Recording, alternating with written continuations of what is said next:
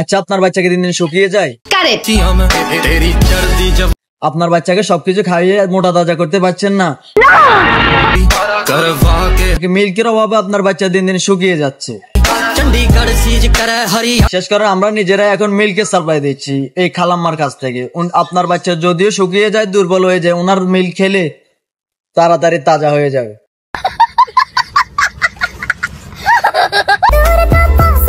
এই আমার দেখেন না, এই আমি ওনার মিল্ক খেয়ে অনেক তাজা হয়েছে এবং কি শক্তিশালী পুরুষ হয়েছি।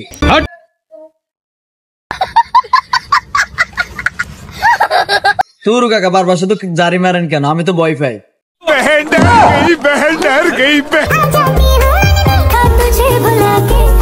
এই হোয়াটসঅ্যাপ ভাই ফেরাদার, আসসালামু আলাইকুম। আরিশ পারভেজ। যে খালাম্মার নিয়ে কথা বলতে চাই, খালাম্মার কোনো নিজস্ব প্রতিভা নাই, শুধু একটাই প্রতিভা আছে, বারবার শুধু দেখায়।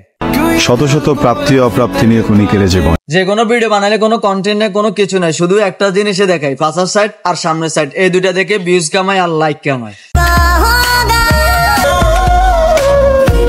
2021 সালে খালাম্মা ছিল এরকম,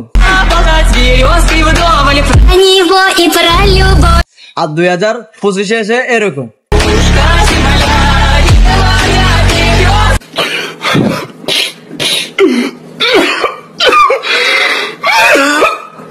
বিশ্বাস করেন কেমনে সম্ভব? আপনি হয়তো বলতে পারেন যে মানুষ পরিবর্তনশীল, আমিও মানি মানুষ পরিবর্তনশীল, কিন্তু উদ্ভিদ তো পরিবর্তনশীল, কিন্তু উদ্ভিদ পরিবর্তন হয় না কেন? বিশ্বাস করেন আমাদের বাড়ির কাছে নারিকেল গাছে ডাব ধরতেছে, আজ 5 বছর ধরে ডাব একেবারে ছোট ছোট। মিথ্যা কথা বলস কেন? তোদের বাড়িতে অযথা নারিকেল গাছে নেই, তুই ওনার ডাবের কথাই বলতে চাস, তাই না?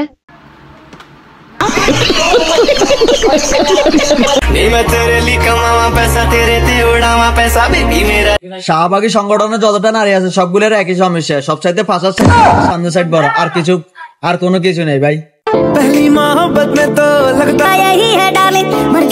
না আমি ভাবি এরা এভাবে কেমনে বানায়, আর কেমনে বানাইলো এগুলো শর্মে তো ঘুরে রাখার কথা, আবার সেগুলো সোশ্যাল মিডিয়ায় প্রেজেন্ট করে, শো আপ করে, পাবলিককে দেখানোর জন্য, 2-4টা ভিউজ কামানোর জন্য, আলগা কিছু টাকা কামানোর জন্য। This is business, business, business.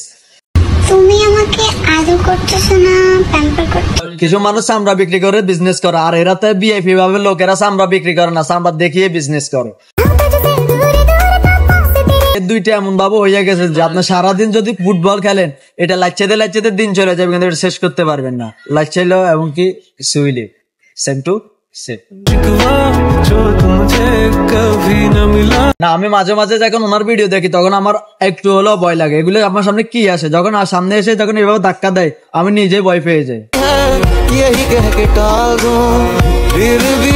ছোট ছোট বাচ্চা গোলাপানকে তো বলছি তোমরা এর হাতের নাগাল থেকে দূরে থাকো, নাহলে কোন সময় গালের ভিতরে ঢুকাই দিলে আর বার করার কোনো সুযোগ পাইবে না।